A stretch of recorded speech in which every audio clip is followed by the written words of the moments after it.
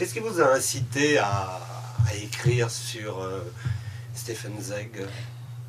Sur Stefan Zweig, c'est... D'abord, je connaissais son œuvre, ensuite j'avais lu 2 biographies sur lui. Je trouvais elles étaient extrêmement denses, bien faites. Enfin, je pense à une en particulier et à une biographie brésilienne, parce que j'avais été au Brésil, on m'avait parlé un peu de Zweig et tout.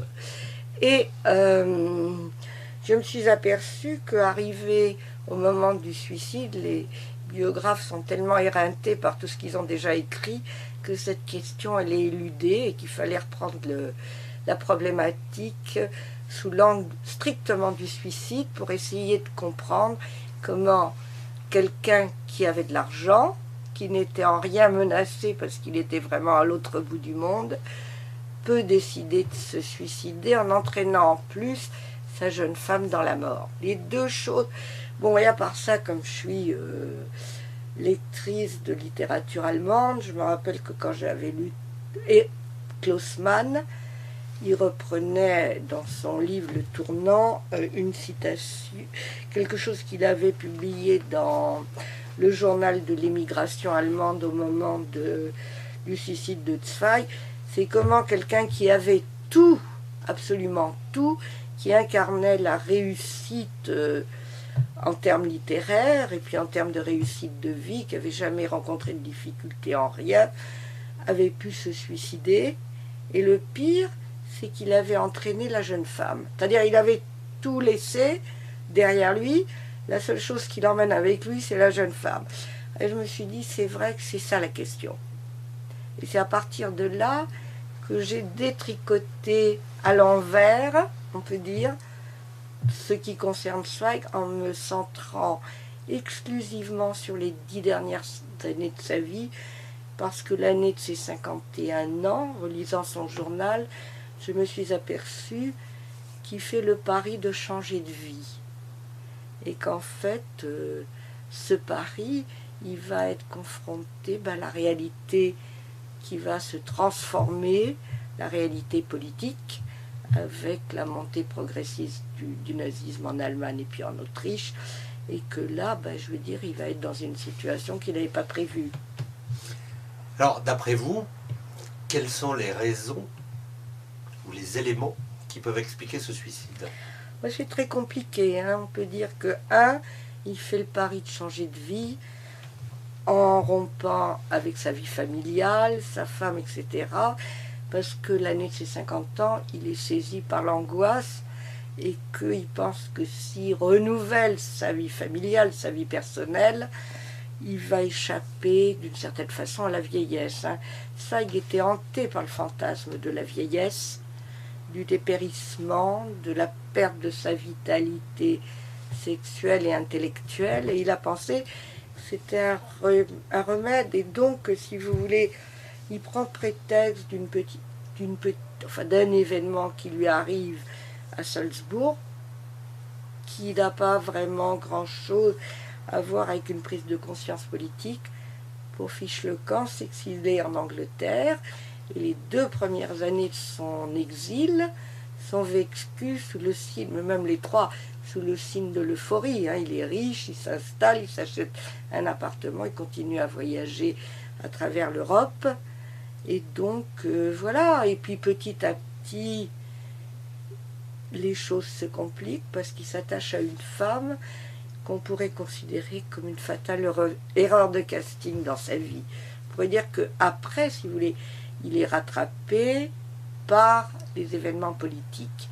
À savoir que lui, qui était un apolitique depuis toujours, qui n'a jamais voulu s'engager en quoi que ce soit, qui était un pacifiste, par ailleurs un ennemi de la guerre, et en dehors de ça, un amoureux inconditionnel de l'Allemagne, de la culture allemande est rattrapé par les événements, et à un moment donné, on peut dire qu'il y a une déstabilisation intérieure qui se produit, plus le fait que sa femme, qui a 30 ans de moins que lui, disons 28, et qu'il espérait devenir le soutien de ses vieux jours, devient un fardeau insurmontable, parce qu'elle est malade, elle souffre depuis toujours, enfin, d'un asthme chronique, et que l'asthme est une maladie difficile à gérer, et que on peut dire que il fait rien pour que l'asthme de sa femme se stabilise. On peut dire que il fait même le contraire. On peut dire que son suicide, c'est la conjonction de différents facteurs. Mais lorsqu'il part au Brésil, il arrive au Brésil. Il est accueilli comme un dieu. Il est accueilli comme La un dieu. première fois. Tout va bien là-bas. La première fois en 1936, quand il découvre le Brésil et l'Argentine tout seul, c'est un triomphe. C'est Goethe en personne qui visite l'Amérique du Sud. Le deuxième voyage en 1940, où il a déjà... Alors là, en juin 1940, la guerre est déclarée et il quitte définitivement l'Europe. Enfin, il ne sait pas que c'est un départ définitif, mais il s'enfuit parce qu'il a peur de voir les nazis débarquer en Angleterre.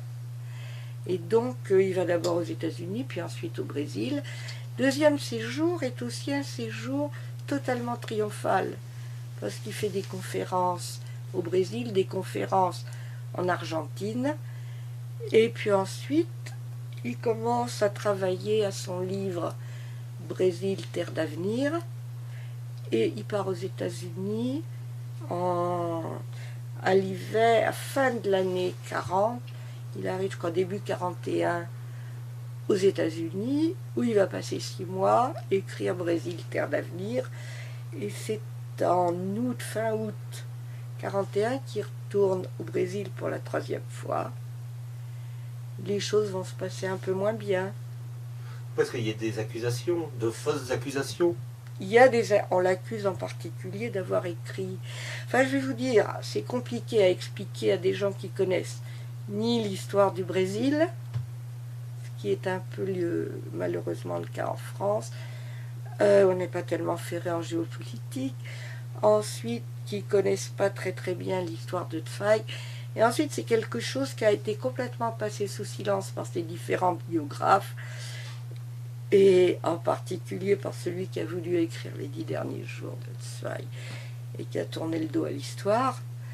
C'est que Zweig, qui était habitué à écrire très vite, qui n'était ni un politologue ni un journaliste, et qui a fait un éloge du Brésil inconditionnel, a fait d'un Brésil, mais d'un Brésil de carte postale, celui qu'il avait découvert, c'est-à-dire il croyait qu'il allait faire un succès fulgurant avec ce livre, et ça a été le prétexte à une remise en cause totale, parce qu'il n'a pas compris les réalités politiques, ou il les a passées sous silence.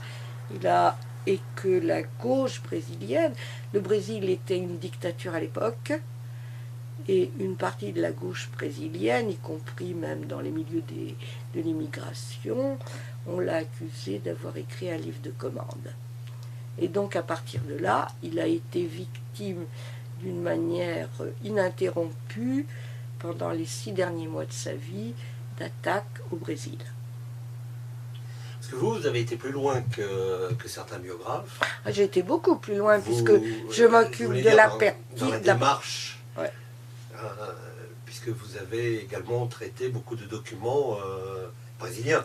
Ben voilà, c'est ça, que les autres n'avaient pas traité, parce que le Brésil, c'est loin, c'est une langue que peu de gens parlent, qu'il fallait y aller, hein. Moi, j'y suis allée au Brésil, mais... Au départ, pas tellement pour Zweig, invité pour faire une série de conférences sur le livre que j'avais fait, qui s'appelait Le Moïse des Amériques, et qui est l'histoire de l'émigration juive en Amérique du Sud.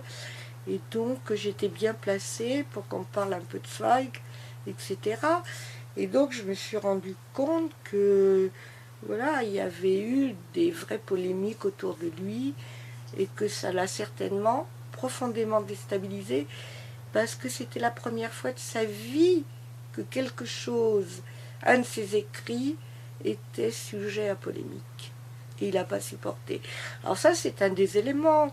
Le deuxième élément, on peut dire, c'est qu'il s'enferme dans une dans une solitude qui devient insupportable.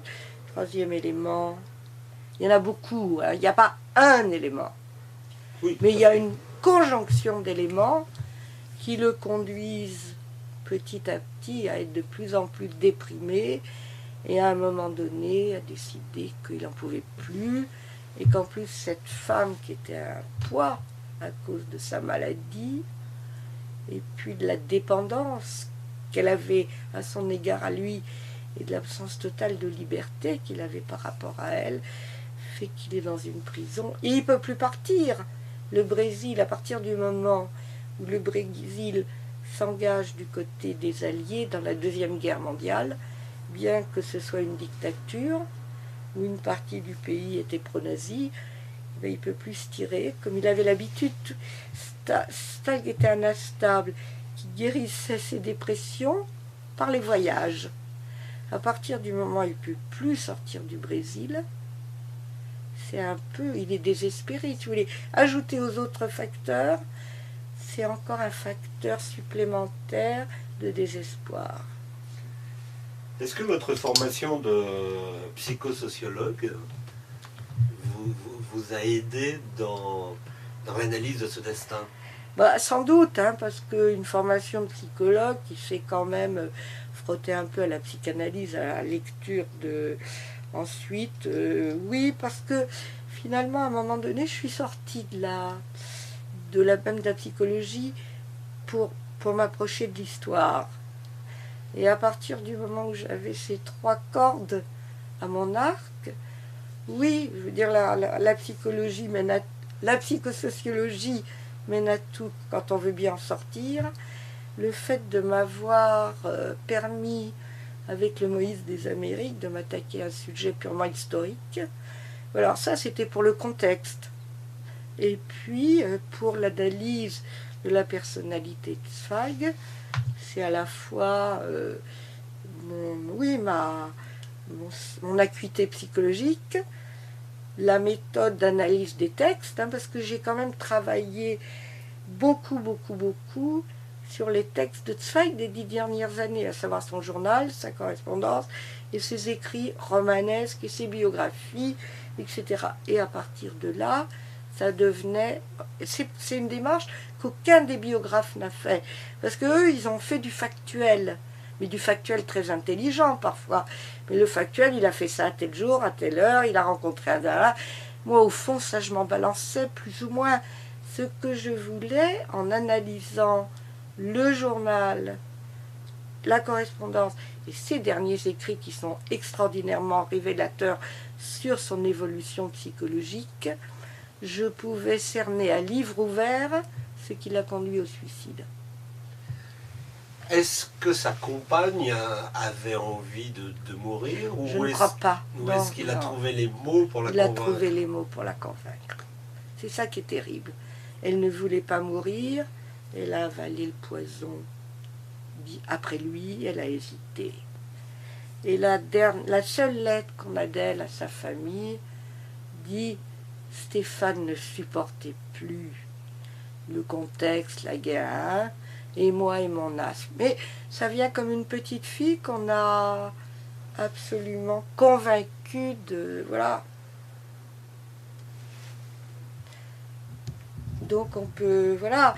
Je veux dire, moi ça m'a fendu le cœur quand j'ai lu la déclaration de l'auteur, en me disant d'abord, on peut vivre avec de l'asthme bien plus longtemps, à condition de respecter un certain nombre de précautions, qu'il a délibérément écarté. Bon, voilà, c'est QFD.